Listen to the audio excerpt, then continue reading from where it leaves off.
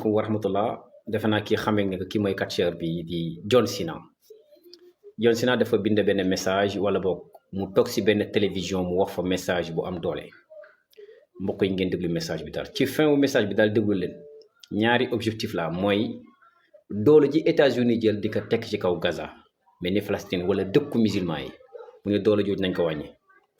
wax na bi safara si ñëwee ana doole États-Unis moom laaj na nee na bi safara si ñëwee di lakk États-Unis ana dooleem ana yi daan fay lakk yi pourquoi fay ñu ci fin wax daal nee na mi ngi woo képp kuy américain nga ñëw dugg ci islam parce que islam mooy dëgg wax na ni lakk gi nga xam ne moo ñu dal du dara lu muy yàlla mooy fayul jullit ñi mbokk yi déglu leen ko John Cena.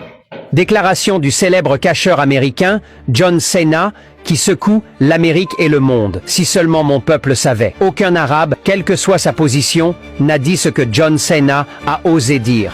Ai-je tort ou raison, ô arabes et musulmans?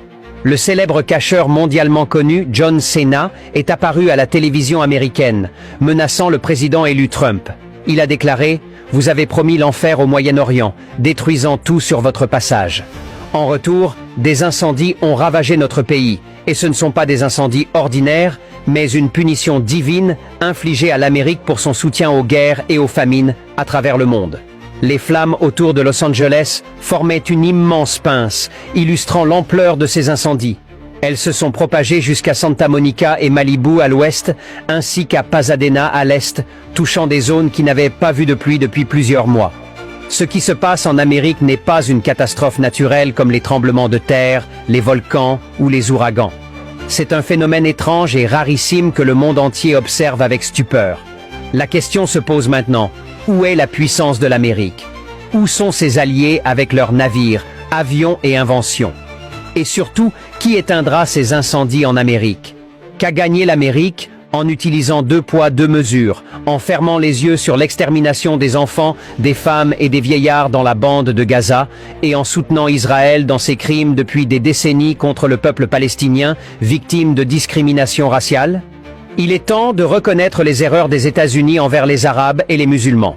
Si nous défendions enfin les Palestiniens et nous opposions aux ennemis de l'humanité, les sionistes, cela seul pourrait éteindre les flammes. Le Dieu des musulmans nous punit aujourd'hui.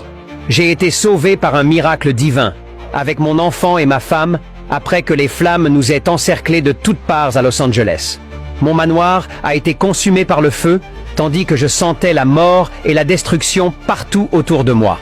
J'ai vu de mes propres yeux des oiseaux, un type de faucon, aider à propager les incendies en transportant des branches enflammées pour les déposer ailleurs, tout en sauvant les petits oiseaux des flammes.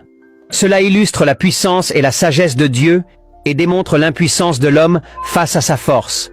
Je pense que cette catastrophe est une armée de Dieu venue rappeler à l'humanité sa faiblesse. J'appelle tous les Américains à embrasser l'islam.